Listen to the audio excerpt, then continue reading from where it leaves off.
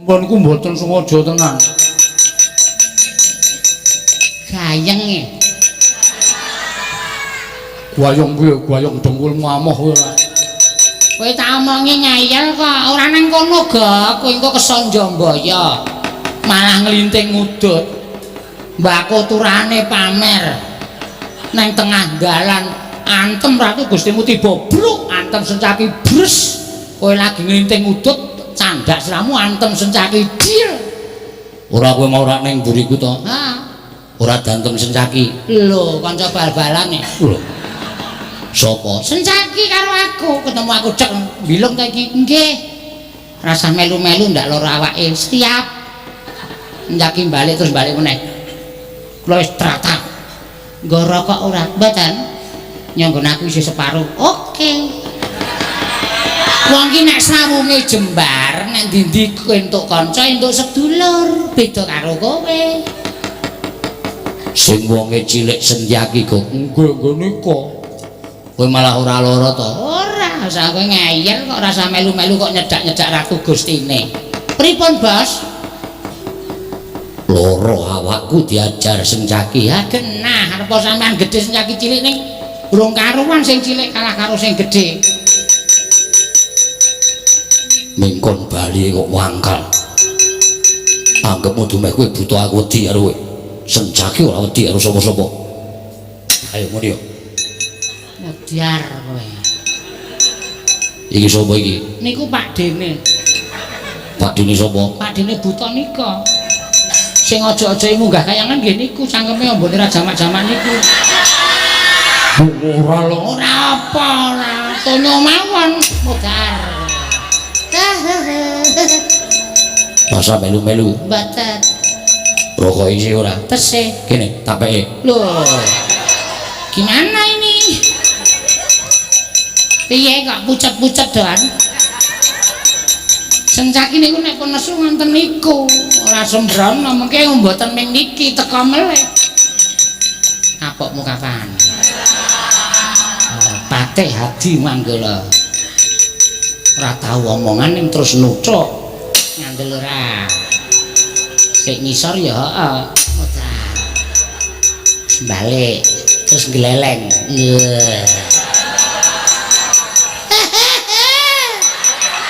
Dah pucet-pucet. Ora dikapak-kapake tolong. Kandhani wong srawung ki kancane akeh kok. Aku ora tau metu kok, Gok.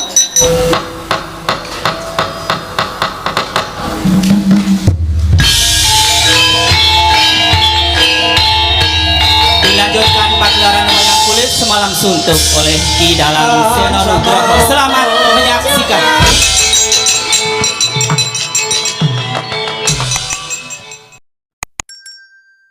Kakang ing Amarta Tampanono Dimas Haryo Werkudara. Yo tak gegep dadekake jimat. Kresna kakangku aku ngaturake basaku katura. Ya jagat mangestu para wayah Bathara jagat. Ya Yayi Werkudara tak tampa. Ora liwat pangestunipun Kakang Tampanono Dimas Bratasena. Tak gegep dadekake jimat. Ora liwat prayoga nggon mlenggah. Werkudara kaya wis ora kurang kepenak pratanipun Kakang ana ing kasatriyan Jodipati dina samengko iki Dimas kadangipun Kakang Werkudara. Apa dene bule kakangku? Aku ngaturake basaku katura. Bule kakangku. Jagat Dewa Bathara ya jagat Pangestungkara. Yo Bratasena. Siap ngaturke bekti kawan pun Kakang wis tak tampa kanthi lega legawanipun garingipun Kakang ora liwat pangestunipun Kakang Mandura Tampanono. Werkudara tak gegem dadekake jimat ora liwat prayoga nggon mulenggah ana ing pendopo Jodipati kasatriyan dina samengko iki. Yo Werkudara kaya wis ora kurang kepenak pratanipun Kakang ana ing kasatriyan Jodipati titik kelungguhan samengko iki. Bunggih prayoga nggon ngadhep ning ngarsaku. Setyaki priye Kakang Mas? Sampun boten kirang rayogi namung kepareng kula ngaturaken sembah sumangga ing pangabektinipun Kang Rayi ing garba rujipun Setyaki kunjuk ngasa paduka Kakang Mas Jodipati. Yo tak tampa bunggih. Puntadewa Kresna apa dene Baladewa kakangku. aku ngaturake gunging panuwun dene Puntadewa Kresna lan Baladewa kakangku kepareng rawuh ana ing kasatriyan Jodipati dina samengko iki jalaran ora ketang sithik wis gawe bungah pikire Werkudara wis gawe tentrem ayem hatiku. Dimas kadanging pun kakang praptaning pun kakang ana ing Jodipati sayekti mun jumurung sarta mangayu bagya kelawan sira Yayi Dimas nggone wis pikantuk kanugrahaning dewa wujude momongan ya kuwi Atmajaku si Jabang Tetuka semono uga pun kakang Yayi si dhewe entuk talining katresnan kelawan garwanira Yayi Arimbi ya kuwi wujuding putra ingkang minangka dadi talining tresna antaraning si Adi lawan garwamu ya kuwi Yayi Arimbi si Jabang Tetuka pun kakang nderek mangayu bagya dene sira Yayi samengko wis kagungan atmaja ingkang mijil jalu ingkang besok bakal nerusake marang sejarah ing sira Yayi kadangipun kakang ing Jodipati.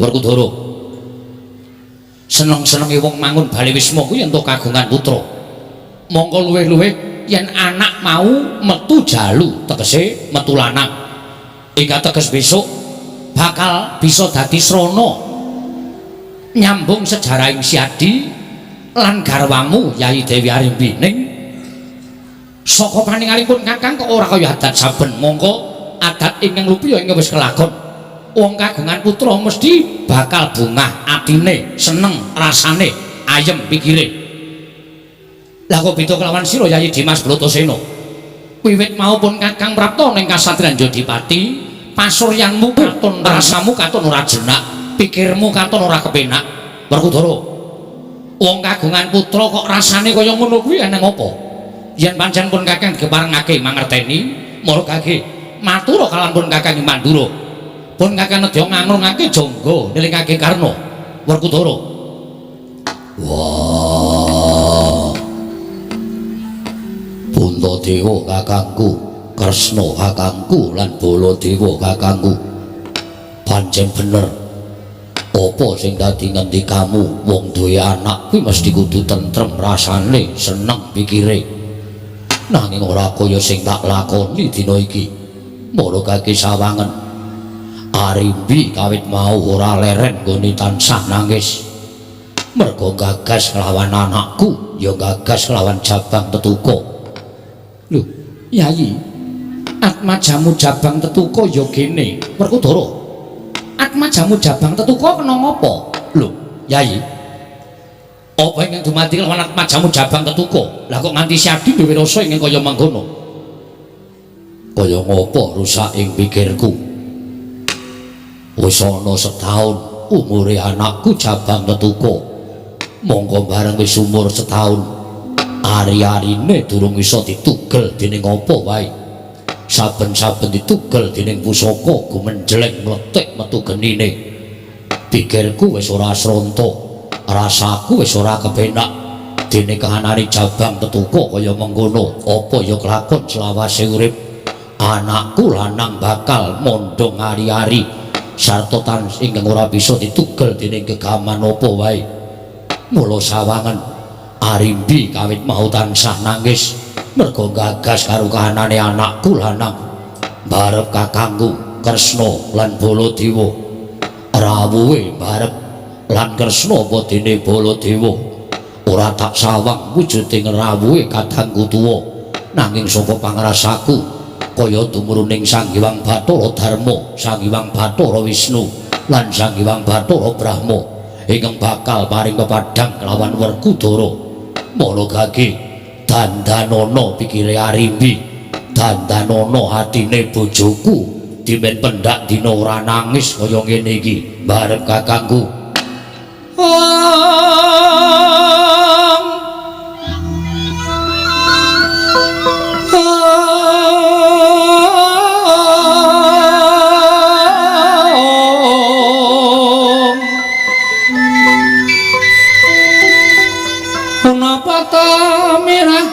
ingsun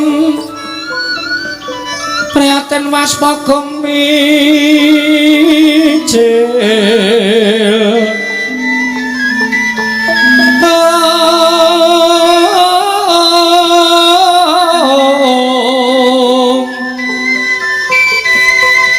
tanpa karya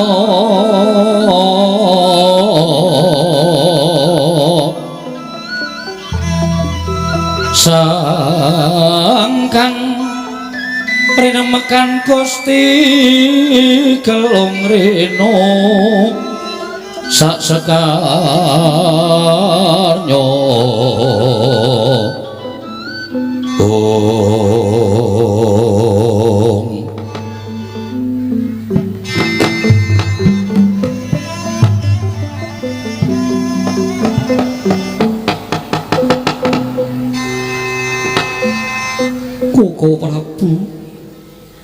Koko Prabu Darma Kusuma kula ngaturaken sembah pangabekti kula kunjuk Koko Prabu.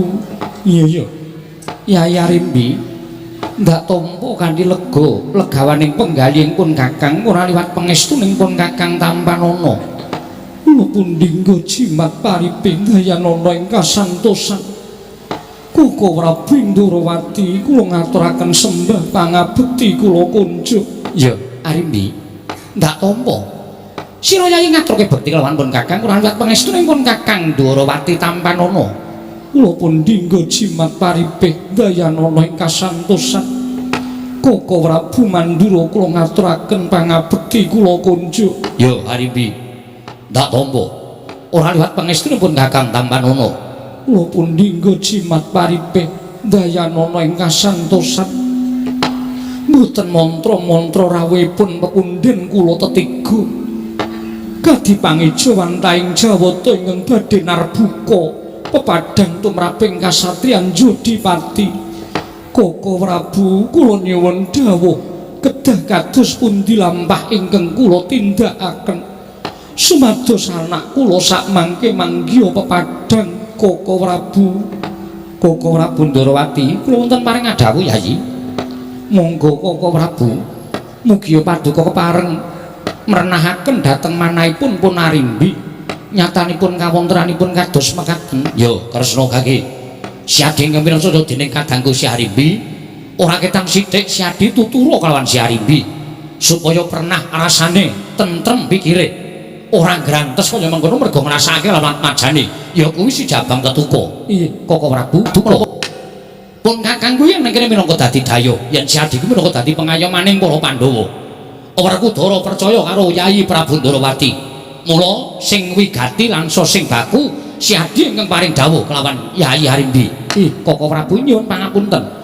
Mboten ateges kula nglangkungi dhateng pawaosipun Nata Mandura. Pun Kakang wis paring balilah. Oh nggih, matur sembah nuwun tanpa pepindhan.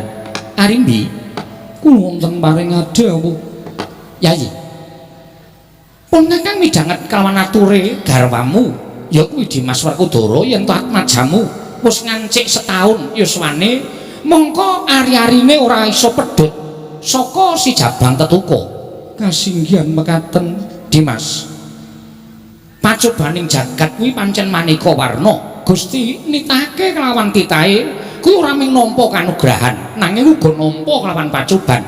Mbok menawa iki dadi pacobaning putramu sarta pun Kakang duwe penemu yen to putramu kuwi besok bakale dadi satriya ingkang ora baen-baen tegese pilih tanding boboting yuda kebukten lagi umur setahun wae ari-arine ora bisa ditedas utawa diketok dening apa wae kuwi ateges dadi pratandha lamun dewasane atmajamu sesuk dadi mantasaning para satriya dadi unusaning para satriya sak jagat iki. Inggih Koko Prabu ngaturaken panuwun ingkang tanpa pepindhan. Si Adi wis ngerti lelakoning Pandhawa ingkang tumpuk matumpa-tumpa mongko tansah tinampa kanthi penggalih ingkang ikhlas, tinampa kanthi penggalih ingkang sabar, satemah Pandhawa dina samengko entuk kanugrahan ya kuwi dadi mustikaning para satriya. Kuwi kabeh ora mengantuk saka kanugrahaning dewa babar pisan ora nanging kudu dilakoni kanthi laku tapa brata lan prihatin sarta tansah nampa marang pacobaning Hyang Mahanasa. Sabab Arimbi ngerti ya wong urip ana ing alam padhang kuwi sayekti mung nampa marang peparinging Hyang Mahanasa, mbuh ala mbuh becik mbuh bener mbuh luput mbuh bungah mbuh susah sugih miskin kudu ditampa kanthi ikhlas aja nganti gresula. Sabab panggersah-panggersahing para kawula ingkang tansah ora nampa marang kodrating Hyang Maha Nasa, ora nampa marang kanugrahaning Hyang Maha Manon, kuwi ateges titah mau ora percaya marang Gusti kang karya jagat. Mula kananing tetuka ingkang kaya mangkono mau tampanten kanthi lega-legawaning penggalih. Pun Kakang ngerti lan pun Kakang percaya pacobaning Hyang Maha Nasa ora bakal ngungkuli marang kabisaning titah ingkang nampa pacoban. Lan pun Kakang percaya mesti ana dalan pepadhang ingkang bakal tumanduk marang sira kelawan garwamu Dimas Werkudara satemah bebendhu ingkang tumanduk kelawan si Jabang Tetuka mau bisa berat saka penandhanging si Jabang Tetuka ya kuwi ari-ari bakal iso pinagas dening sapa wae. Werkudara, Iye. apa Siadi ora kongkonan kelawan sapa Nayaka Punggawa Jodipati supaya golek Srana bisa magas ari-ari ning Jabang Tetuka? Wis ora kurang-kurang nggonku utusan karo Nayaka Jodipati supaya ngrawuhake Brahmana Winasih Sewa Sugata yang para nimpuna supaya gawe padhang kahanane anakku Jabang Tetuka parandene gagar wigar tanantuk karya. Apa Siadi ora nyuwun donga pangestu ning Kanjeng Hyang Wiyasa lan ora nyuwun Srana kelawan Kanjeng Hyang Wiyasa ing Satwarga? Wah, dina samengko aku utusan karo Permadi supaya munggah ning Satwarga nyuwun dongane Kanjeng Hyang Wiyasa sarta nyuwun srana saka Begawan Abiyasa kakekku. Lan aku dawuh karo Permadi, apa wae dawuh kakek Abiyasa takon bangun miturut supaya ndang Bagas pusere si Jabang Tetuka. Ewadene tekan seprene Permadi durung bali ning Jodipati. Wah, hatiku selak ora kepenak, ora lega yen durung weruh suwane adhiku lanang Permadi Baladewa kakangku.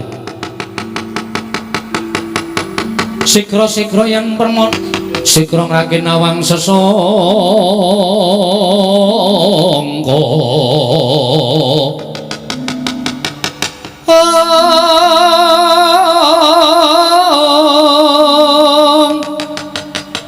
Nalendra mbek marwa sing sang katriku mulung mangrembak ing wadya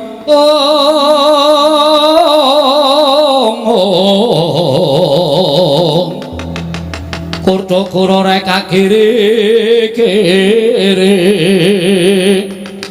ro nanggono magawe gelari wang-wang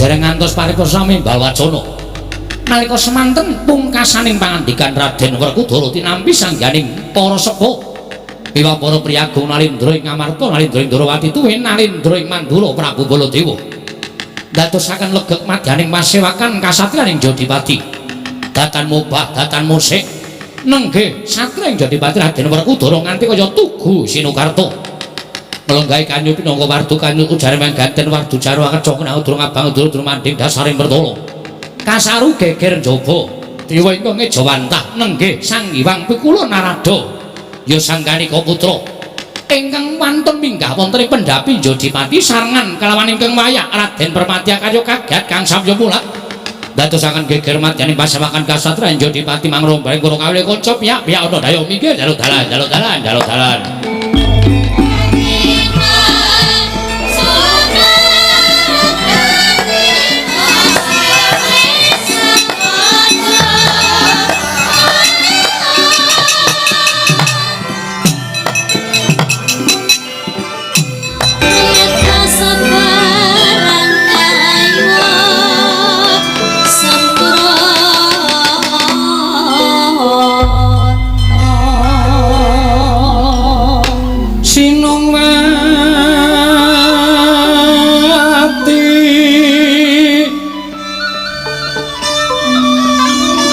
Sinongwati jagat kinari among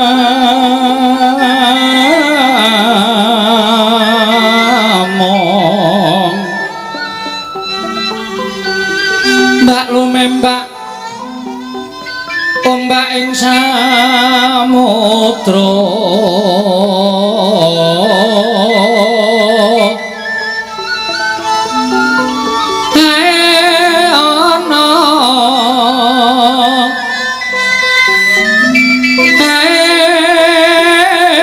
ana kali lumut ambraganggeng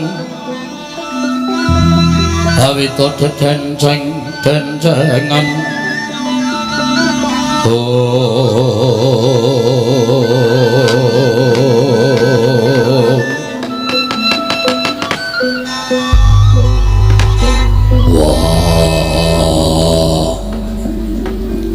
geger matyaning Kasadyan Jodipati tak kira yen ana parang muka ora pangling iki eneng dewa sing Jawanta Narada kakekku ingkang rawuh ning Kasadyan Jodipati padha kanthi Raharja sapraptamu Narada kakekku kencang marudaya pak pong bolong kali cedhe sapa sing gawe ya Werkudara samet prapta ulun ning Kasadyan Jodipati tansah pinayunganing kawigadan kita atur pangabekti kalawan dewa ulun tampa pangestu ning Iwang Pikulun Rada Tampanana ya kula Bratasena yo tak gegem dadiake jimat Permadi padha kanthi Raharja sapraptamu tansah pinayunganing kawigadan niring sami kula Kakang Mas kula ngaturaken sembah pangabekti kula kunjuk wah tak tampa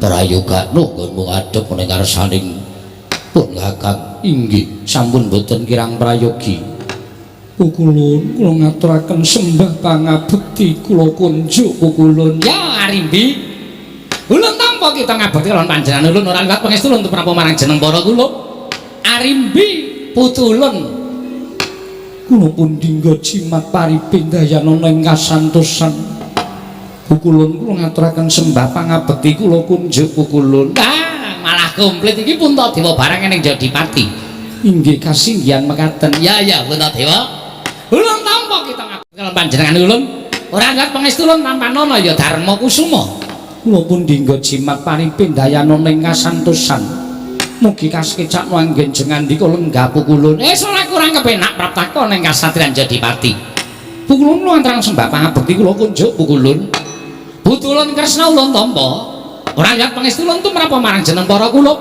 Narayana iki kula pun dinggo jimat paripindayana ning kasantosan dipun prayogaken anggenipun lenggah pukulun ya wis ora kurang kepenak pukulun nuwun sembah pangabekti kula kunjuk pukulun wah Baladewa iki kasinggihan mekaten ya ulun tampa karya bombong tias ulun ora liwat pangestu ulun Tampanana kula pun dinggo jimat paripindayana ning kasantosan dipun prayogaken anggenipun lenggah ora kurang kepenak praptaka ning Kasadyan Jodipati dina samengko iki Baladewa Narada kakekku Werkudara piye ana wigati apa wah tanpa kanthi kanyana-nyana ana dewa mudhun ana ing jagat yen pancen bakal paring pidendhan maragake lupute Werkudara apa yen bakal paring kanugrahan lelabuhan apa sing tak tindakake aja kaduk ati kajron penampa praptaka ana ing Jodipati iki pancen ana wigati bakal ulun nandharake kalawan jeneng kita kula Werkudara yo perkara wigatimu tak tampa ning aja lara atimu yen to babakan wigatimu kang bakal mbok ngendikake karo Werkudara tak anggap kuwi bab sing ora wigati lho sebabe merga sing tak antu-antu dudu Narada lah sing tak antu-antu sapa adikku Permadi mula arepa kowe dewa tak jaluk kowe ngalah dhisik aku tak ndangu karo Permadi wah lah ya wis ora apa-apa wis gage kowe ndangu karo adimu lanang Permadi wigatine apa Permadi kula wonten paringan dawuh Kakang Mas kaselak nggonku pengin krungu nggonmu tak kongkon sowan kakek Abiyasa mara kakek matura marang aku piye dawuhe kakek Abiyasa babakan anakmu Jabang Tetuka Kakang Mas nalika semanten kula sampun kelampan sowan Kanjeng Hyang Wiyasa sedaya ingkang paduka ngendikaken sampun kula aturaken dhateng Kanjeng Hyang Wiyasa dawuhipun Kanjeng Hyang puseripun anak kula pun Jabang Tetuka namung saged pinagas mawi ingkang winastan kayu kastuba mulya nalika semanten tumunten kula kesah saking Saptawarga jumbuh kalian dawuh paduka sampun ngantos kula wangsul dhateng kasatriyan Jodipati menawi dereng saged pikantuk syarat srana kinarya magas puseripun jabang tetuka tumuli kula ngayam wana pedesa njajah desa Milangkori ngupaya ingkang winastan kayu kastuba mulya nanging dumadakan wonten ing margi kula pinanggih Iwang Pikula Narada ingkang sajakipun nedeng nandhang Sungkawa Kakang Mas. Wah dewa kok sedih gagas sapa? Lah kosek aja terus dianggep dewa iki ra iso sedih iki ora. Dewa iki ya iso sedih merga dewa kuwi dudu titah ingkang luput saka lelakon. Yo Dewa iki kena lara luputing pati ngrasakake bungah susah, ngrasakake bejo cilaka. dewa kok sedih ning dalan sebab apa? Ah, ngene, aku tak neruske critane si Permadi ya. Yo Ngene Werkudara. Apa to sababe panjenengan lu nalika semana pungun-pungun ana ing dalan? Merga nalika semana ulun kuwi didhawuhi dening Sang Hyang Jagat Giri Pratingkah kinen matedhake pusaka. Kinen matedhake pusaka. Ah, sadurunge kowe tak kandhani yen dina iki kayangan geger. kayangan geger Iya, disebabake saka apa? disababake saka pangamuke Narendra Inggilingaya ya Inggiling Wesi Prabu Naga Pracona ing nalika semana utusan pati kang aran Patih Sekipu Tantra ya Kasipu mantra pengen nyuwun tumruning Widodari Bathari Supraba.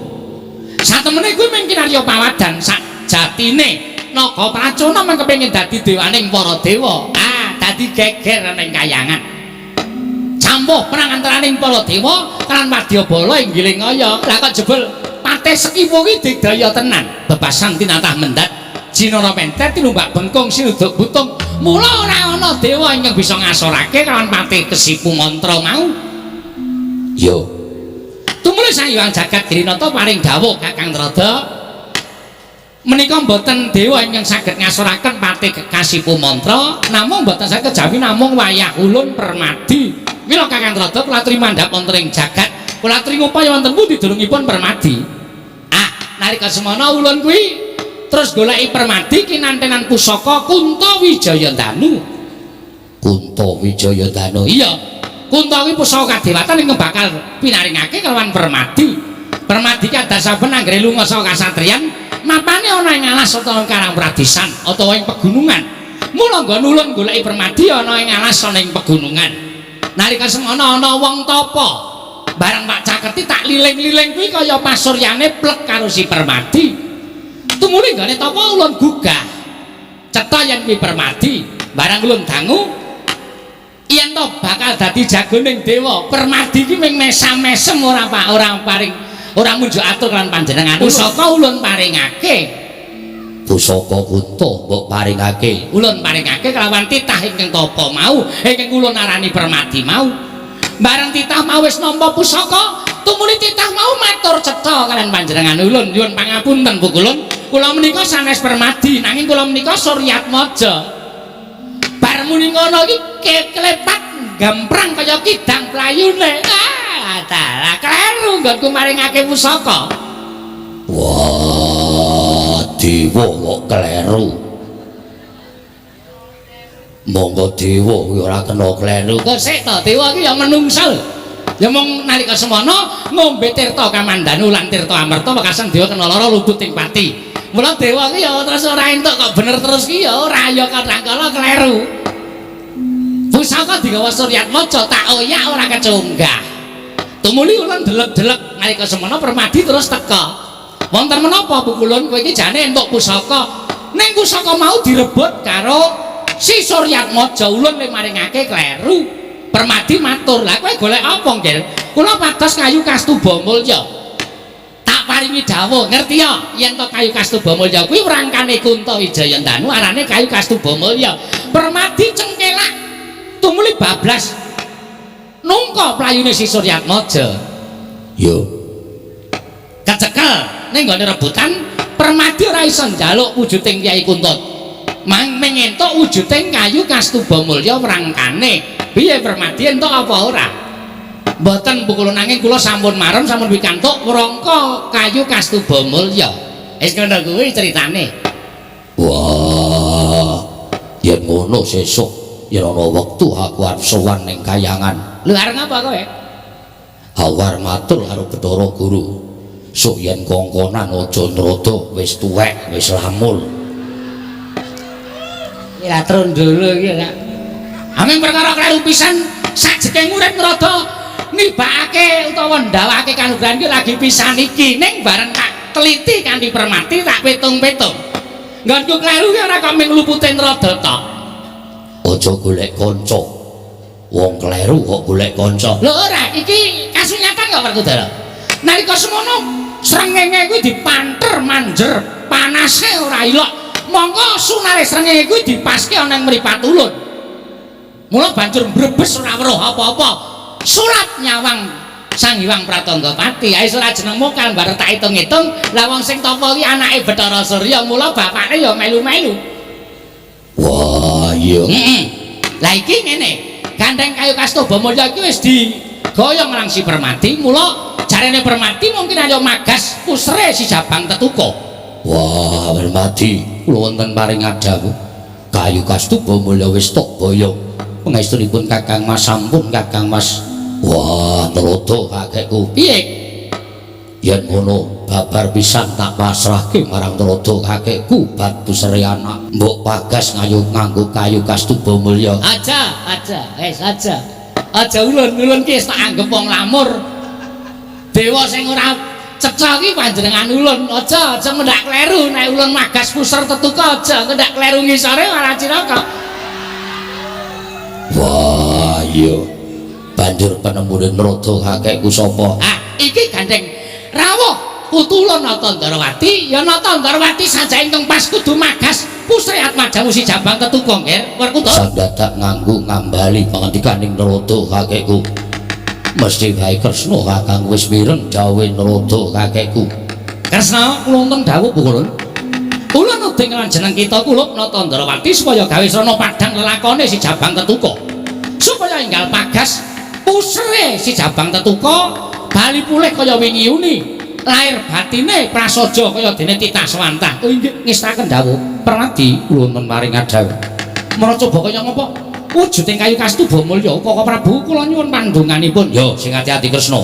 Yayaji kula nyuwun pamujinipun Nyai Darmakusuma Kaka Prabu mugi-mugi enggal padhang lelampanipun kadang kula ing Jodipatipun Dimas Werkudara Kaka Prabu.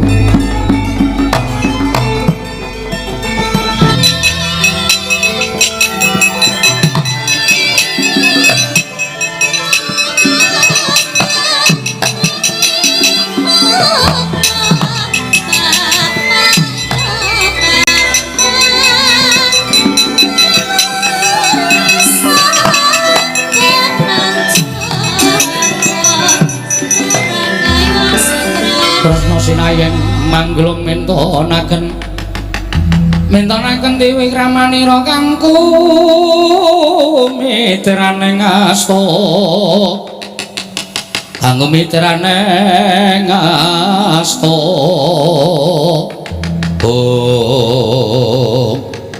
wah Kresna kakangku abang ijoning kahananing kulawargaku hamis bajining kulawargaku tak pasrahke marang Kresna kakangku. Yayi Gandeng ingkang dawuh Hyang Pikulun Kanika putra tegesipun kakang kudu bisa nyembadani sarta bisa ngestu padha dawuh Hyang Pikulun Narada. Yo sakarmu Yayi Rimbi kula wonten dawuh Kaka Prabu Atmajamu Jabang Tetuka gendongen mrene mara tak serananane nganggo Kyai Kastuba Mulya supaya enggal padhang lelakoning sira Yayi kelawan kadangku Dimas. Nggih ngestaken dawuh Kaka Prabu.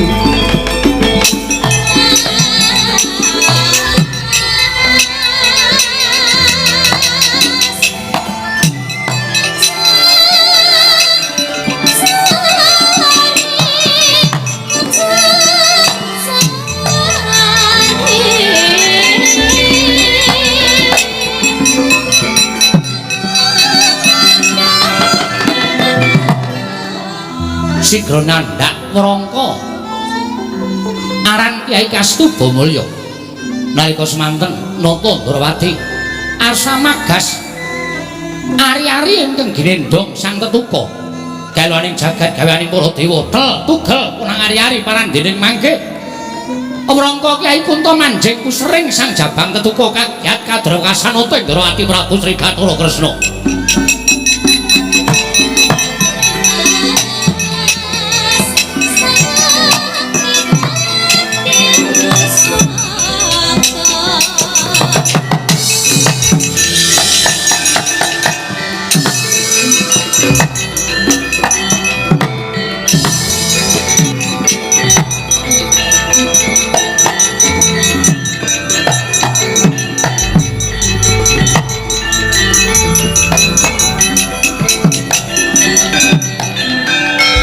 Kresna, iku wonten maring adawu Kulun ngapa nggih?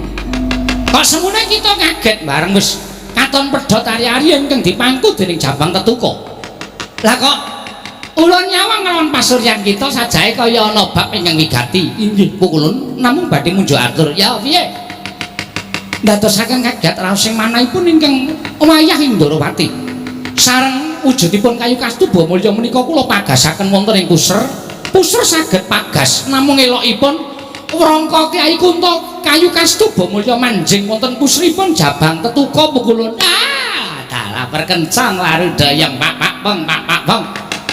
Ali code sapa sing gawe? Marata kakekku Werkudara piye? Ana apa lelakon iki kaki jlentrehno marang aku babar pisan. Katon wis padhang kahanane anakku ning kok ana bab sing aneh-aneh. Boyang aneh-aneh. Ning pancen wis pinesti kaya mengkono nggih Werkudara. Kita aja getun, kita aja ngresula. Sabab pancen wis kilodrat panguwasaning dat Kamurwedat, kudu mengkono lelakone si jabang tetuka. Argas. Nanging Wrangka Kyai Kastuba Mulya manjing jroning ari-ari. Yo. Apa bakal dadi srana cilakane anakku besok yen to dewasa. Ngene, sing jeneng wong urip ning alam padang ki ora langgeng. Wong urip ning alam donya kuwi ora bisa langgeng, ning mesti bakal bali marang panguwasaning dat Kamurwedat. Ya mung carane dhewe-dhewe. Tegese piye carane dhewe-dhewe? Kuwi tak jlentrehke ya. Gandeng kayu Kastuba Mulya kuwi manjing ana ing kusring si jabang tetuka, mula anakmu iki besok dadi anak sing pengpengan. Bocah sing pilih tanding boboting yuda.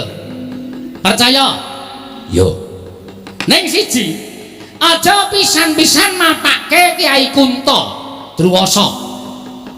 Aja pisan-pisan mapake Kyai Kunto Wijayadanu, merga Wrangka manjing ana ing puser. Mengko nek nganti mapake Kyai Kunto, padha karo curiga manjing Wrangka manjing curiga dadi srana patine anakmu si jabang tetuka. Wah, ngono ya. Apa ora iso disranani? Engko ya iso wis dadi keparenging dewa. Wah, pose siji tak eling-eling ya, aja nganti methuke Kyai Kunto. Aja nganti methuke Kyai Kunto. Nek nganti methuke Kyai Kunto nek ana apa-apa ing mandukane Atmaja kita si jabang tetuka ya iso jengresula ya pancen kaya ngono kuwi lelakon sing sandang dening Atmajamu. Yo bakal eling-eling. Barep kakangku melu wong eling-eling kahanan iki. Iya Dimas pun kakang bakal tansah ngeling-eling marang dawuh Hyang Pikul Narada. Kresna kakangku ewang-ewang ana. Iya, Werkudara aja kuwatir. Baladewa kakangku ewang-ewang ana ngeling-eling. Lelakon iki yo Werkudara aja kuwatir. Wah, aku ngaturke panuwun ingkang tanpa pepindhan. Wis, kanthi kita wis padhang kahanane.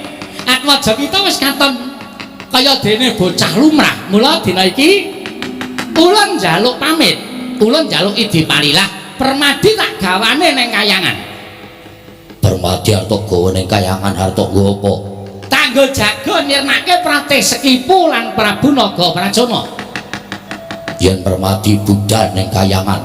Wah, yen ana lara permadi babak kulite nganti tekaning pati aku sing kelangan. Mula sing munggah ning kayangan aja permadi tok. Ning aku ya munggah ning kayangan. Kok sik to, anakmu ki lagi wae waras lho. Apa ora kepengin mudak lan majamu dhisik? Wah. Anakku men dijogo karo mbokne, aku tak maju perang karo Permadi. Entuk ora melu. Yen ora entuk Permadi ya ora munggah ning kayangan, aku ya ora munggah ning kayangan. kowe bali ning kayangan ora entuk gawe dikongkon Hyang Kulon Bathara Guru mboyong Permadi ora entuk gawe men ditukani babar pisan. Wah, jan kowe iki ngapa ta kowe iki? Kowe iki nek omong terdak-tredang kok wah mentese ora jamak-jamak terus. Aku melu Dadi jagoning dewa, ning sing dituting Permadi. arep sing dituting Permadi ning kuwi adiku entuk ora entuk aku bakal munggah ning kayangan ngampingi karo adiku Permadi. Ya wis sakaremu. Nek pancen kita melu sakaremu lho. Wis sakaremu. Ulun ora bakal mapangi karo kita. Yo aturke panuwun. Harimbi Kula wonten dawuh. anakku dimong dhisik bapakne tak maju perang ning kayangan Suralaya. Inggih pangeran sembah kula ingkang tansah wiring dhateng tindak paduka pangeran Jodipati. Nuwun sewu pukulun menawi kadang kula kekalih menika badhe dados jagoning dewa kula mboten badhe kantun. Kula ugi nderek. Kok sik ta? Apa kita iki iso perang apa piye? Kita kuwi ratu sing ora tau iso perang. Kita kuwi pancen ya pinter ning ora tau nate perang. Inggih namung ngamping-ngampingi dhateng pun Permadi kemawon. Barep kakangku Werkudara piye? ora sah. Kowe nang kene jagani anakku. Ngono Dimas. Yo yen ana apa-apa anakku sing tak tembuhke. Ya wis pun Kakang manut. Yayajin lenggah wonten ing kasatriyan kemawon kula ingkang badhe ngetutaken dhateng pun Permadi lan Werkudara. Lha Kresna ya melu. Inggih pukulun. Lha kok saya akeh iki piye iki? Rada melu iki sakaremu lho ning biaya dhewe lho ya. Ulun megah nek kon nanggung saya akeh tekor suwe-suwe. Pukulun kula iki nderek. Lah, nak tenan to wae. Kula dewa barang ya melu. Kula tak nderek. Menawi Permadi kenging menapa-menapa kula mboten badhe kelas. Werkudara kenging menapa-menapa kula mboten badhe kelas. Kula tetep melu. Ya wis sakaremu. Kalian Sencaki. Ora ta ya kowe. Nggawa kanca barang. Engko angkutane ora cukup. Mojo Sencaki barang. Mboten kulun kula nderek. Ya wis sakarep kita wis yen pancen kaya mengkono malah babar pisan kita bungah ing penggalih. Sabab Permadi bakal akeh rowange lan bakal akeh bakal dadi srana patine Kasipu Mantra lan Naga Pracana. Toto akehku ya. Wis ya Werkudara, wis bombong pikirmu. Puntadewa Kresna, Baladewa. Ulun kondur dhisik ning kayangan bareng kalian Permadi. Mengko kita padha sumusul munggah ning kayangan. Inggih pukulun ngestaken dawuh. Nggih pukulun ngestaken dawuh. Kula ngestaken dawuh. Sembah kula ngendharaken Jengkar Paduka. Ayo Permadi mangkat karo panjenengan ulun. Monggo pukulun kula nderekaken. Kakang Mas kula nyuwun pamit sing ati-ati aku nyusul karo lakumu Permadi. Koko Prabu kula nyuwun pamit. Ya Permadi sing ati-ati. Koko Prabu monggo sareng kanu. Ya Permadi monggo aku susul kalawan sira Yayi.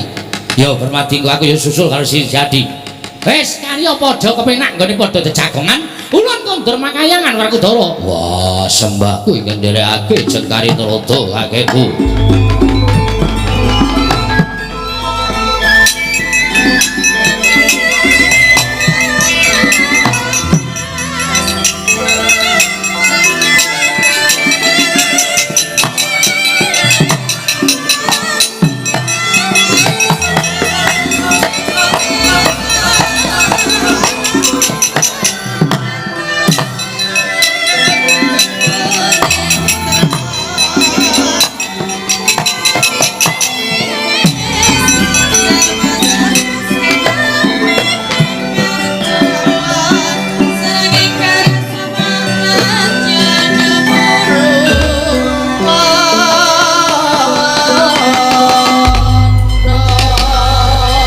Kadangipun Kakang Bareng kakang kuwi Werkudara Kresna kakangku. dina samangka gandeng wis katon padhang kahanane anakmu si Tetuka. Yayi sadurunge budal marang kayuwangan apa ora luwih prayoga lamun sira Yayang ngudang kelawan majamu supaya jumbuh kelawan darmaning wong tuwa. Yo ngestake dawuh. Mengko aku tak ngudang karo anakku Tetuka ora kitang sedhela. Bubar kuwi tak tinggali nyusul karo Permadi munggah ning kayuwangan. Ya Dimas. Semono uga karo Kresna kakangku wedine Baladewa kakangku. Werkudara iya. Ya, Werkudara. Pun Kakang ora bakal ado-ado kelawan sira Yayi. Mula kang sangka kuwi ora ketang mung sedhela. Baro kakangku Kresna kakangku lan Baladewa kakangku ayo tak ganti mancing ana ing sasana pambujanan. Kembulondrawina suka parisuka dene kahananku wis katon padhang pedhut ingkang nglimputi kasatriyan Jodipati wis bisa binerat dening Sang Hyang Pratanggapati Dimas Werkudara iya kanthi kaya mengkono tak dereke mancing ana ing sasana pambujanan Dimas pun Kakang mungkari manut marang kersaning Syadi ya Werkudara pun Kakang nggih mungkari manut nggih wonten dawuh Kakang Mas babar pisan budalno kang padha sebo pun Kakang nedya manjing teleng ing kasatriyan nderekake barep kakangku Kresna kakangku lan Baladewa kakangku nono ngesnaken dawuh menawi paduka dawuhaken badhe kula candhi nggo jimat kaya wis ora ana dawuh maneh Setyaki adi kula nang purna gatining mananggilan nalika semanten Raden Werkudara manjing madyaning kasatriyan nalika semanten derekaken ingkang ngraka Narendra Ngamarta Narendra Indrawati tuwin Narendra Mandura datan kantun ingkang garwa Dewi Arimbi ingkang ngamondhong jabang tetuka nalika semanten katinon saking Mandrawa kaya jejengkaran tindaking Sang Werkudara wau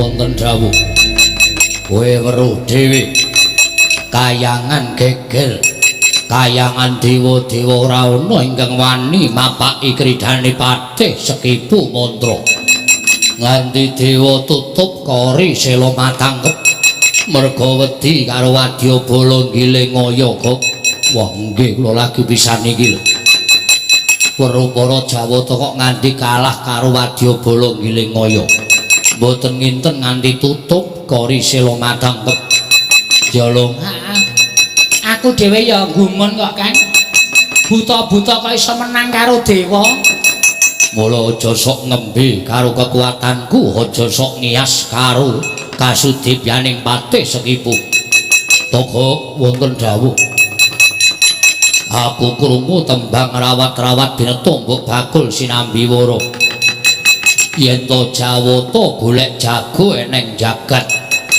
Jawata gila karo patih Sekipu tumuli dina samengko golek jago ning donya monggo prasetyaning atiku nadyan dewa golek jago ndak aturi tak golek wong-wong sing padha digdaya aku ora bakal wegah mungsuh titah ingkang dadi jagoning dewa nuwun sewu nek dipun keparengaken kula nyuwun priksa menapa Gusti Patih Sekipu nate mireng dewa niku ajeng golek jago sinten toko wonten dawuh miturut kabar sing tak tampa jagoning dewa ora liya ingkang aran Raden Permadi aku ora wedi karo Raden Permadi kowe wis tau krungu sinten Raden Permadi Raden Permati yo kok kowe wis tau krungu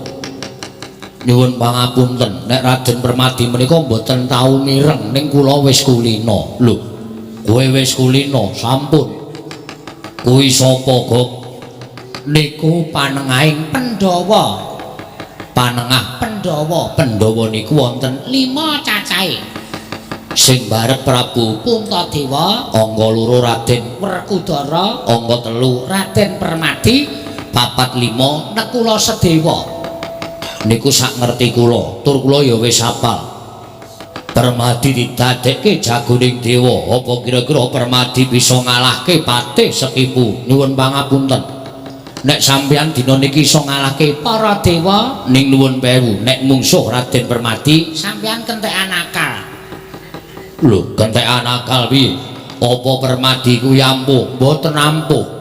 Ning Raden Permadi niku mesti mengke disangoni pusaka karo para dewa kanggo nyirnake patih sekipu mantra sak wadya balane. Nuwun sewu, Raden Permadi niku piyaine klemak-klemek ning baguse separo jagat. Baguse separo jagat, baguse separo jagat. Dadi separo jagat niku baguse dipek Raden Permadi dhewe, sing separo didum wong sak donya. Kula karo tega komanan teng Pletot ngenten niki. Niku Raden Permadi niku digdaya kliwat ukur sekti kalintang jayaning perang. Mula ora aneh nek dewa pasrah karo Raden Permadi merga wis percaya sing iso ngalahke sampean ming Raden Permadi. Aku ora wedi, nggih kula pitados sampean mboten wedi ning kula nyaosi priksa. Merga kula wis ketutke ratu buta, kula ketutke patih buta. Kaya sampeyan niku kira-kira cacahe wis 3417. Niku kabeh modar kabeh. Mungsuh Raden Permadi. Nek sampeyan ajeng wani karo Raden Permadi, nuwun pangapunten, kula mengke sing repot. Lho, repot ngopo? Dadak golek silian bandosa. Nggo ngopo? Nggo ngangkat sampeyan niku. Kok nggo ngopo ora? Permadi niku ampuh kegila-gila. Pusakane pirang-pirang pun wungsal wangsul dadekke jagoning dewa iso ngrampungi karya. Dasare Ratu Gusti sampeyan Prabu Naga Pracona niku wong nyalahi kodrat. Buta kok pengen rabi karo widodari niku jenenge nerak pacak nerajang perbatang.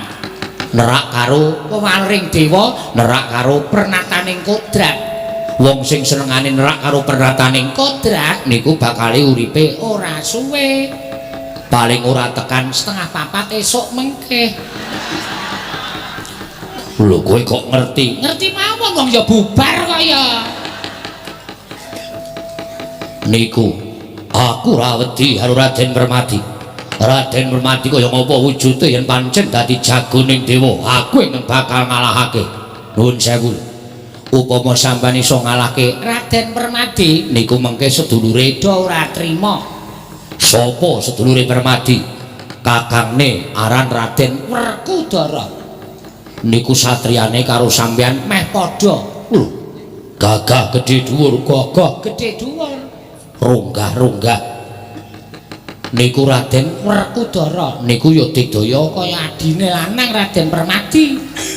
Sampeyan iso ngalahke Raden Permadi, kakangne ora trima. Sampeyan didak, wah modar. Tur duwe pusaka jenenge Kuku Kacamata. Tenan. Pancanaka kaya isih payu ya gak? Ha iya. Kuku Pancanaka.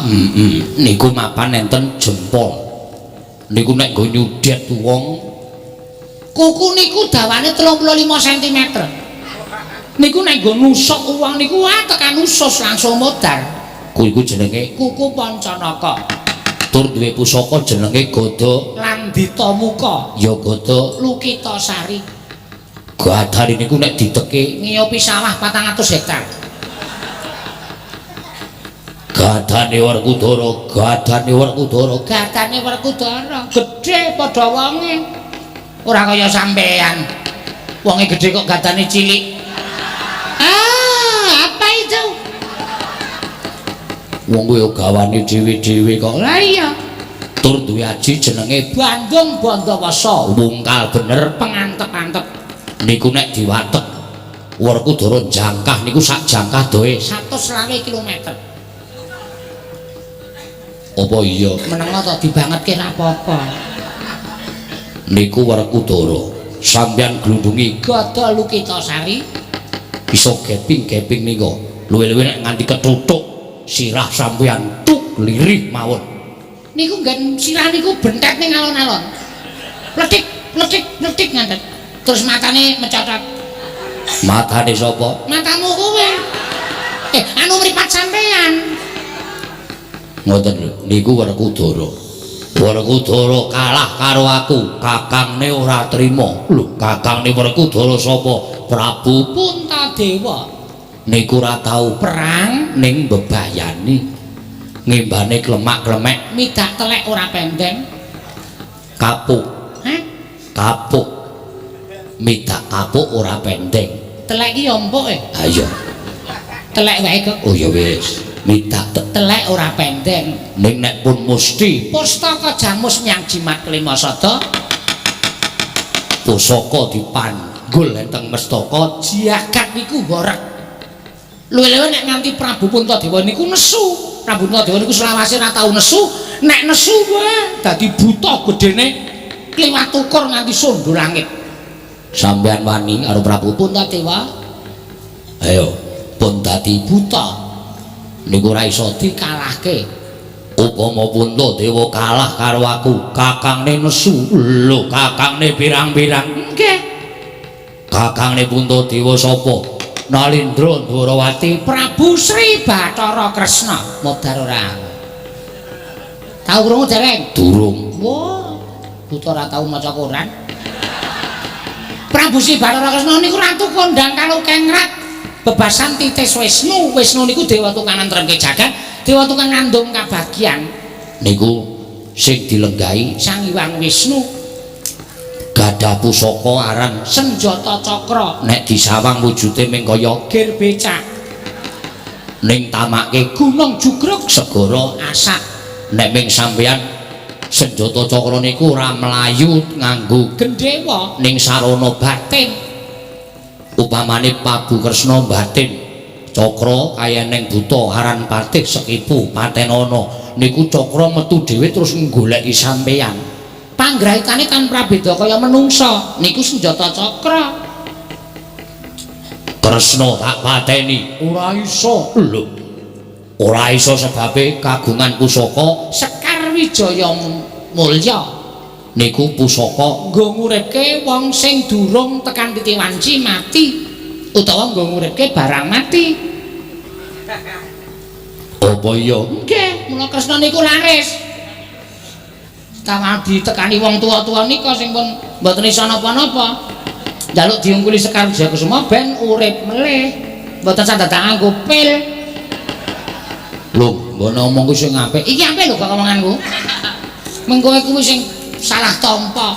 Sekar Wijaya Kusuma Sekar Wijaya Kusuma niku pusakane Prabu Sri Bathara Kresna.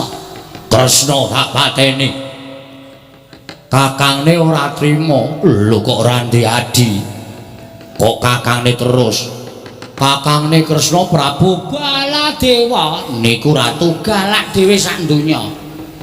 sampeyan mateni Kresna Prabu Baladewa Muring-muring nggawa pusaka aran Kiai Nenggala ya Kiai Alugara. ndi buta sing mateni adiku Lolo Nenggala Cangkeme nyus ngoten modar sampeyan. lho Baladewa tak pateni Ha wis entek. Kakane Baladewa sapa, Gat? ayo mbok kaya ning prajurit Dwarawati mboten ajeng kendel adine Baladewa adine Kresna ora trima lho sapa Raden Sencaki. Tiar kowe isih eneng wong pokoke.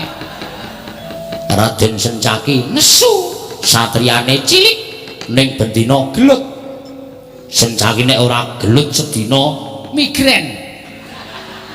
niku Sencaki mula tangane ngapal.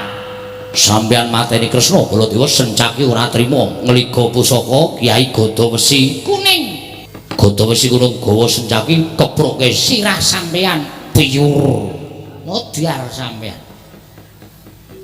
Sencaki kalah karo aku Patih Udawa Ora trima. Patih Dwarawati. pusakane apa Aduh, apa ya? ngerti ora kowe Ora apal kok. saomong-omongane wae Patih Udawa nggawa Plempem. Plempem niku tutuke gunung jugruk segara asap. Tutuk plempem. Udawa tak pateni Patih Pragata Patih Mandura niku Patih rada edan. sampeyan kroyok Patih Pragata mudan Gok Nun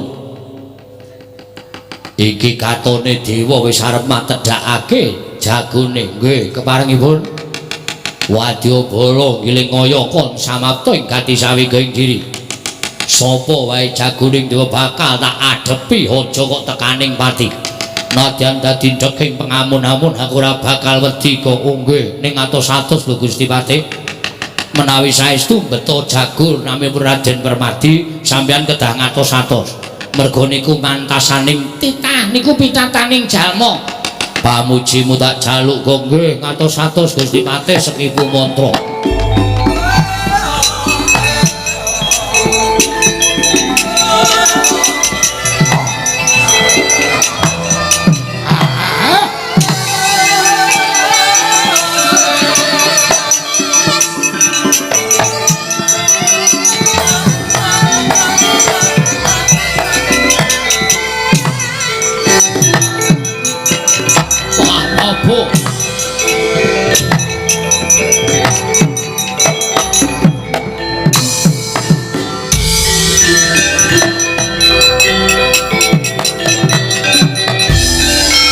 nutut lamun enggak tututan lamun mangsa prawira diktaya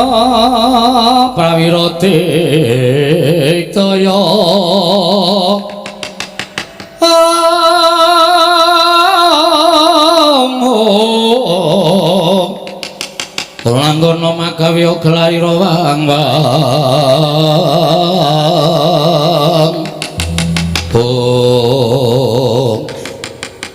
arantak laku ning Para Wadyabala munggah gunung Himalaya mapan ning repat kepanasan Wadyabala saka negara Indrawati srayaning dewa pengapiting Raden Permadi ya kadangku suwuk tuwa ingkang bakal ngundurake Wadyabala saka Gilingaya walah dalah pancen bener pawarta sing tak tampa dewa ya kuwi nyeraya marang sangganing para titah yen ngono iki srayaning para dewa dasar Puranyata ayo kowe bali sak kancamu aja mbajut nggonmu bakal mboyong Bathari Supraba kandha karo Ratu Gustimu aja pisan-pisan gawe geger kayiwangan Setyaki ana mbaran prasetyaning Para Wadyabala Gilingaya gelem bali marang Gilingaya ya ing Giling Wesi waton mboyong Dewa Supraba yen ora diparingake dening para dewa rawe-rawe bakal tak rantas malang-malang bakal tak butuh yen ngono kudu tak undurke sarana peksa lho wani harau sing tawedene awamu ora minggat arep aku tak tebak dadawene marganing patimu Singalena Prapteng Lalis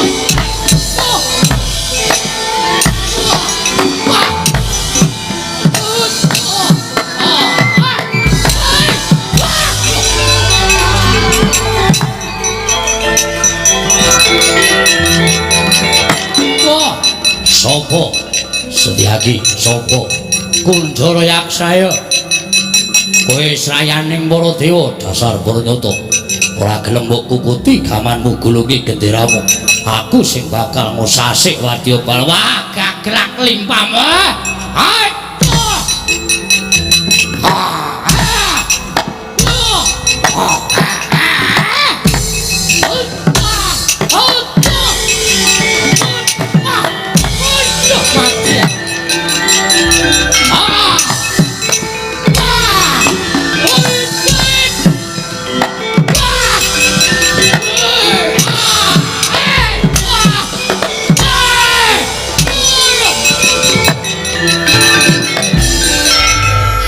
begini pokoknya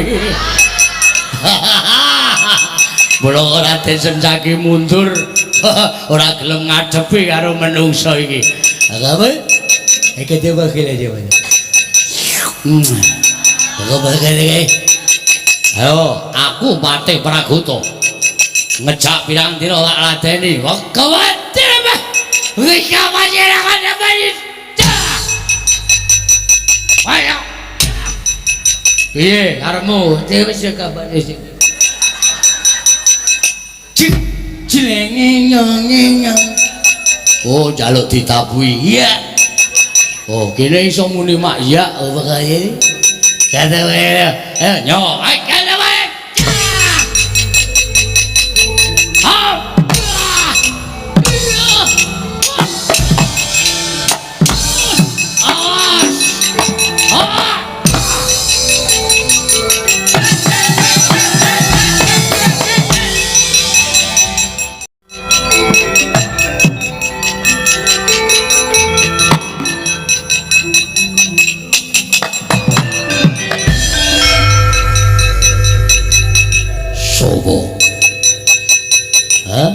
sopo apa kira bakal jakala siapa wow omong apa kaya ngapa jadi ay kamu sih ora cetha omongane terus ngantem perjurin giling ngoyo werna-werna bisik wah mbuh aku radong goblok ini goblok kok cetha apa kata begini kowe bayangin ada sing digawa sing lucu-lucu bayangin ada digawa bubet jasu ya bayangin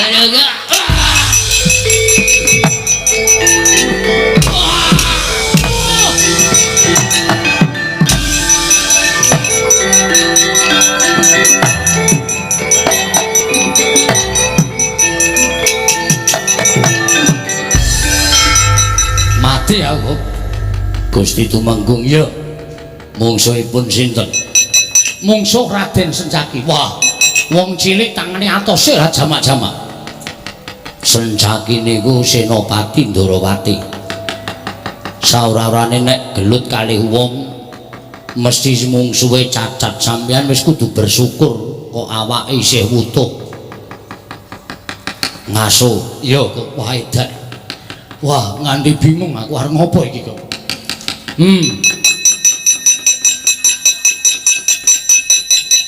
toko pripun aku mungsuh Sencaki kalah nggih terus mangsa Baronga kok tak pasrahke kowe nggih nggih ya lho ora temangkar pikire babar blas agak glogok goleki kancamu wedangan kanca wedangan jengkulmu mlocot kowe nek seneng to ngopeni wong-wong kaya ngono kuwi iso tok nggo lucon-lucon ning omah hah oh jegok manayen mahuk ngono pripun kebakan dhek kae bah gede apa gak kowe sing iso menterjemahke wonge gedhe jenenge Raden Werkudara. Ayo kae. Apa ya kok? Coba. Coba. Apa kae? Apa gak? Tidak sirai. Ada ya. Ah, semuni ya ngono. Terus sampean makane apa, Don? Oh. Kowe kok malah iso nerjemahke omongane wong petuk-petuk ngono kita. Engko gek kowe ya petuk kok gundul. Aku mung saking kulinane karo nek nang omahe ora ndek kanca ya padahal. Nek ora ndek kanca terus bingung pikiranku. Agak badhe iki kok badhe. Agak badhe kapacile apa kata apa cek? Apa gak tegese gemremeng maju perang ngono kalah ngono musuh Raden ngono gedhe banget ngono kuwi. Oh, ayo radong kaya aku. Lah iya. Nuwun sewu Gusti Patih. Menika kados pundi? Kula sumanggaken dhateng panjenengan. Apa wis ra ana mungsuh liyane apa, Gok? Wah, jan lung aku ki. kok ya ora paham melaku ki nek iki wigati arep ming wayang kaya ngene ning penting wayang kaya ngene penting malah ora digawa. Lah ya klasik kok ya, Kang. Lah iya. Ayo wis nyuwun pangapura Ya wis sanane ora apa. Gusti Patih Sekipu kula sumanggaaken. Tokok bilung sapa sing maju Kula sumanggaaken menika wadyabala jagoning para dewa. minggir trajange dhewe kok.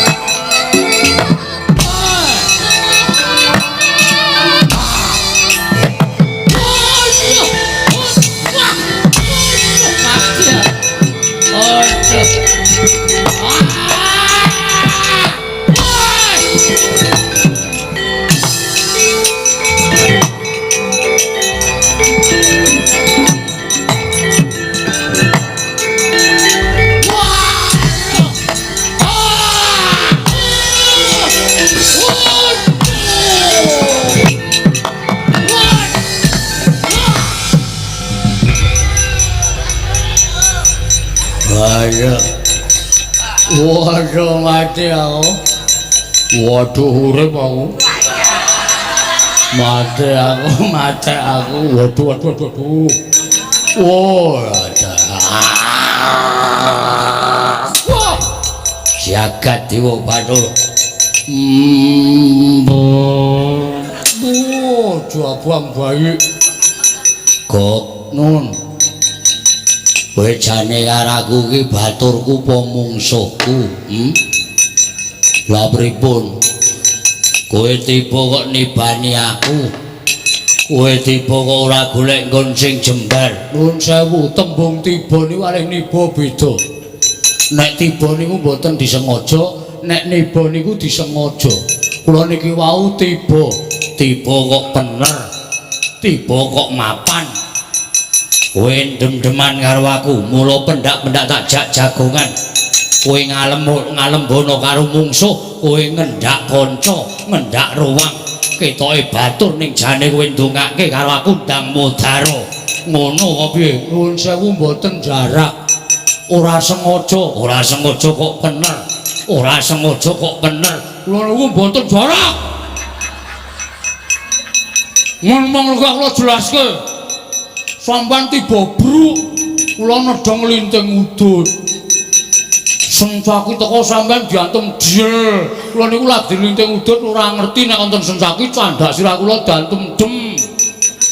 Terus sampean tiba bruk kula nibani sampean apa niku kula jarak. Ning nyatane bener. Kowe ketoke saiki wis ketok lorekmu ketok gedhoamu. Kowe arep mateni karo aku.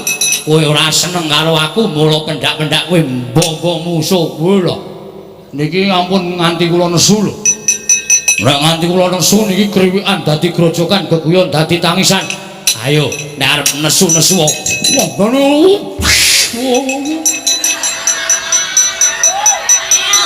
wak mut sisan lumangsan. Wah lah kok malah mere kaya munyuk. Ora sengaja, napa niku mboten sengaja tenan. Gayeng e. Gwayong piye? Gwayong dengkulmu amoh kowe ora. Kowe tak omongi ngayal kok, ora nang kono ga, kowe engko kesonjo mbaya. Malah nglinting udut. Mbako turane pamer. Nang tengah dalan antem ratu Gustimu tiba bruk, antem sencaki bres. Kowe lagi nglinting udut candak siramu antem sencaki dil.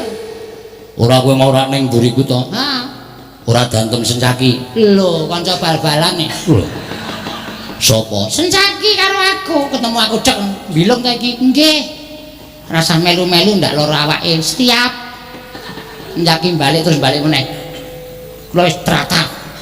nggo rokok ora mboten nyanggon aku isih separuh oke wong ki nek sawunge jembar nek ndi-ndi entuk kanca entuk sedulur beda karo kowe sing wonge cilik senjaki kok nggo nika kowe malah ora lara to ora usah kowe ngeyel kok rasa melu-melu kok nyedak-nyedak ratu Gustine pripun bos loro awakku diajar senjaki ya genah arep sampean gedhe senjaki cilik ning durung karuan sing cilik kalah karo sing gedhe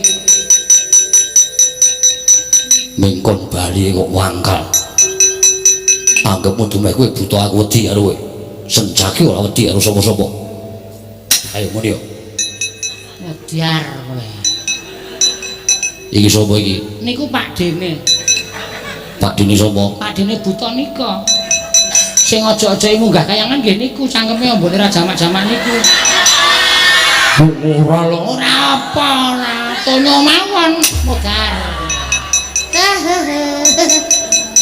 masa melu-melu mboten rokok isi ora tesih kene tapeke loh gimana ini piye kok pucet-pucet doan senjaki niku nek pun nesu wonten niku ora sembrono mengke mboten ming niki teka meleh apokmu kapan Patih Hadi Manggala ora tau omongan ning terus nuthuk ngandel ora sik ngisor ya heeh balik terus geleleng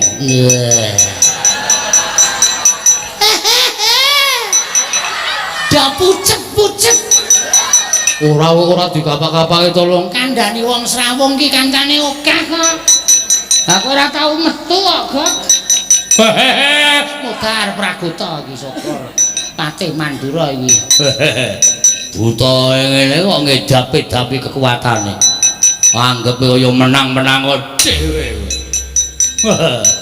wah iki boyo kok nang kene wah nek nyokot sapa-sapa kareti mawon cangkeme wah kancane halo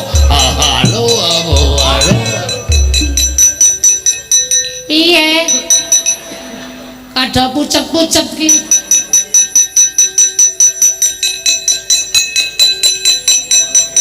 Modiar kowe kapok ora iki sak tonyonan iso pecah sirahe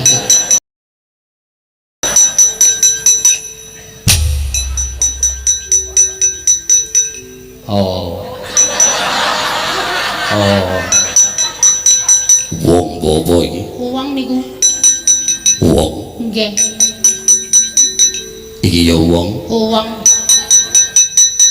wah iki wong tuwa apa cah cilik cilik cah cilik klomat klamet ngelak po elak ngombe banyu putih mau lagi apa ora legi ngombe teh mah ndak injel apa ndak injel ginjel ngombe apa susu kaya neng kirek nyusoni gelem molong cerewet kok mah rasa melu-melu cah cilik turu sesuk sekolah nggih piye piye Rekudara kowe karo kowe apal kok apal apa wong kowe darani cah cilik kok apal ora ya paling kok pangling karo aku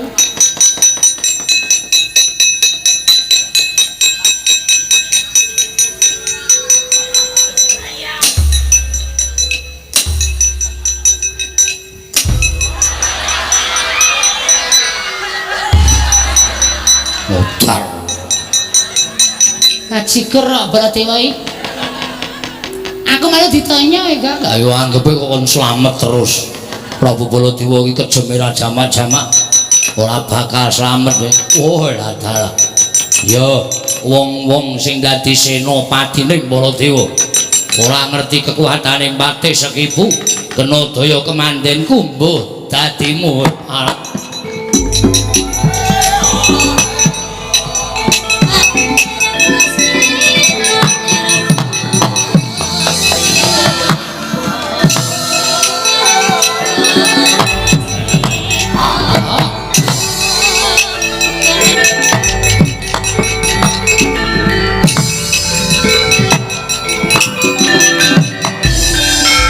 Bala Dewa Narpati duwe nares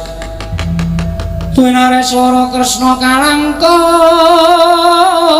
tresnanira marang Jabanon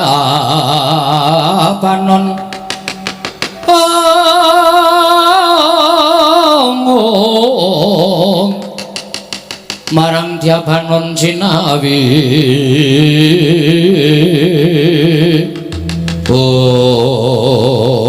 wah panusmaning jajalan mundur kabeh para wadyabala saka negara Indrawati Mandura lan Ngamarta. Permati, kowe durung jajal kasektening patih sekipu mbok menawa mungsuh kowe iso mundur ning negara kene kaya Permati. Aja enak-enak kabeh enak Permati.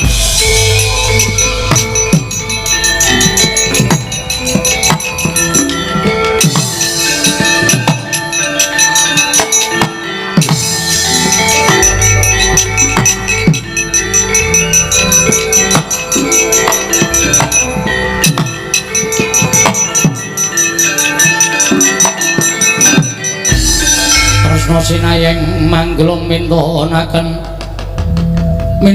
diwikramanira kangku mitraning asta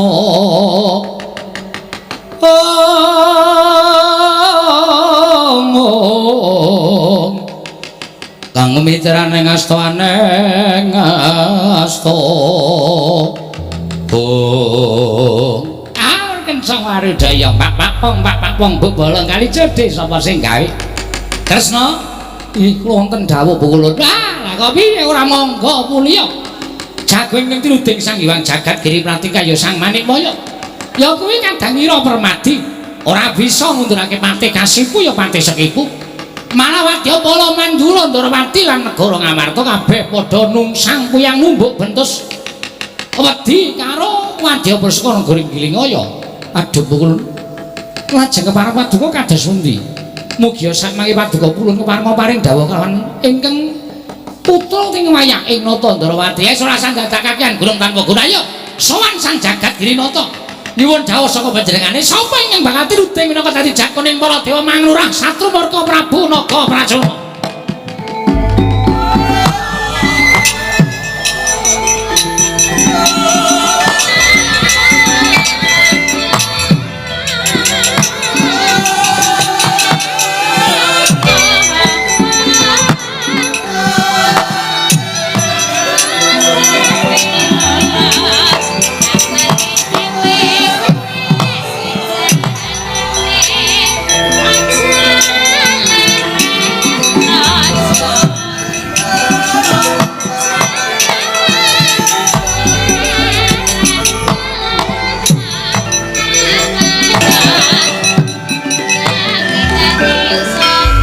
Dewa yen nuntun wong ngaprang kasangsayan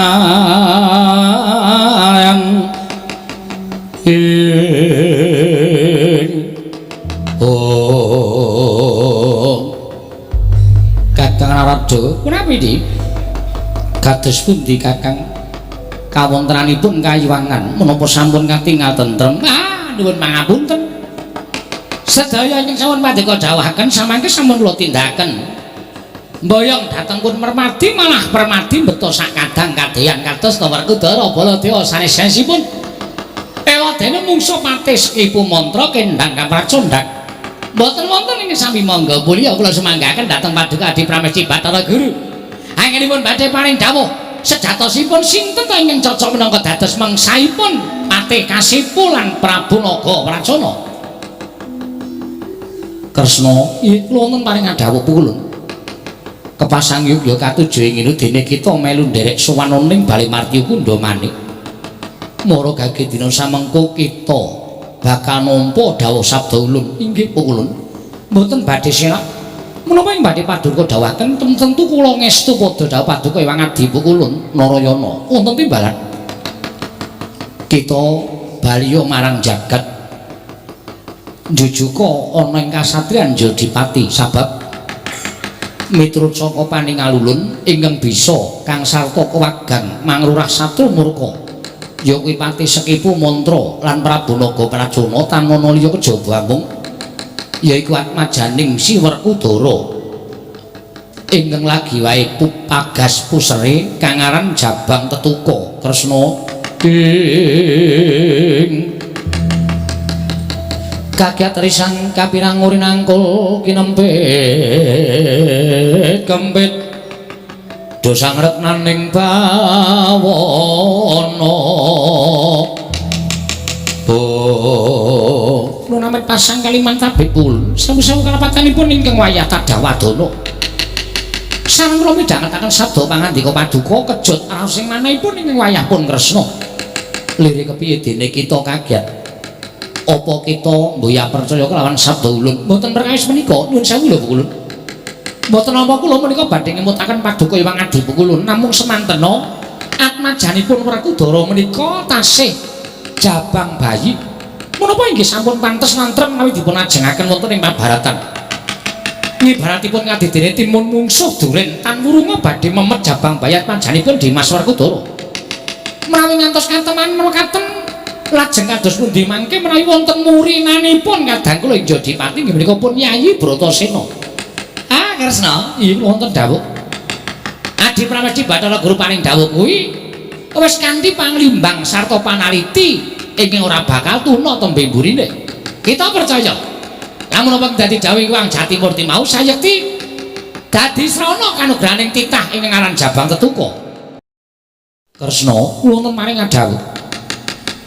Kita ora usah kuwatir kelawan apa ingkang dadi dawuh ulun sayekti lamun sang mengkut Jabang Tetuka nganti babak kulite gedhe-gedhene tekaning pati ulun ingkang bakal tanggung jawab perkara iki mekaten Bu Ulun iya mula kang sangka kuwi kita ora usah ndadekake anatur kelawan panjenengan ulun kebat kita mangkat ana ing jagat jumujuga ning Jodipati Kakang Rada punapi Kresna inggihipun mandhap wonten ing jagat paduka Kakang Rada kedah nderek dhateng lampahipun Kresna kinarya saksi tama dawuh ulun. Ah, dalah inggih ngestaken dawuh. Lajeng marang martipun ingkang abdi utawi ingkang ngraka isi dek pangdalutan benjang menapa? Mboten ketang sambung obor cala lintang kebat mangkat dinten menika. Ah inggih ngestaken Kresna. Ayo mangkat kelawan panjenengan ulun. Monggo pukulun kula dheraken pukulun kula nyuwun pangestu. Mugi-mugi Yaya Rimbing lilakaken atmajanipun kiraya jaga wonten ing kayewangan. Ya, Narayana ulun prengestoni. Muga-muga lebet ing karya nggih Kresna.